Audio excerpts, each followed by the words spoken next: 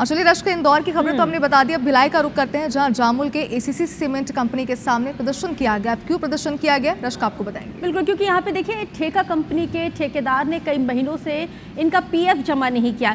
देखिए शुभांगी, हमने हमेशा इस तरह के मामले देखे हैं कि जहाँ पे जो प्राइवेट जो लोग काम करते हैं उनका पीएफ जमा नहीं किया जाता, यानी कि उनकी ये कमाई का बहुत कहते हैं ना कि बहुत ही महत्वपूर्ण हिस्सा होता है जिसको जमा नहीं किया, जिसकी वजह से ये पूरा हंगामा है।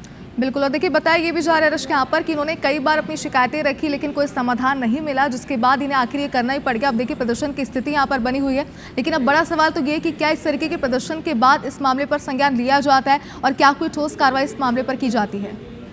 आमतौर पर हमने हमेशा शुभांगी ये भी देखा है कि पीएफ काटने का और साथ ही टीडीएस काटने का दावा किया जाता है कि इतने प्रतिशत हम आपका टीडीएस या पीएफ काटेंगे, लेकिन उसको जमा नहीं किया जाता है। कोमल धने से जुड़ गए हैं।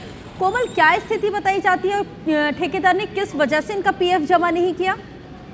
जी देखिए, ये जो पूरा मामला है जामुल स्थित ACC Ambani company cement company का है। यहाँ पर ठेका कंपनी पॉली इंटरप्राइजेज ठेकेदारों से काम लेती है। करीब 500 से ज्यादा संख्या में जो मजदूर है वहाँ काम करते हैं और लगातार ठेका कंपनी उनके पीएफ का पैसा उनके वेतन से तो काट रही थी, लेकिन पीएफ ऑफिस में जमा नहीं कर रही थी। छत्तीसगढ़ मुक्ति मोर्चा से जुड़े कुछ मजदूरों ने जब पीएफ ऑफिस से पता किया तो उन्हें पता चला कि कई महीनों से उनके पीएफ खाते में पैसा जमा नहीं हुए।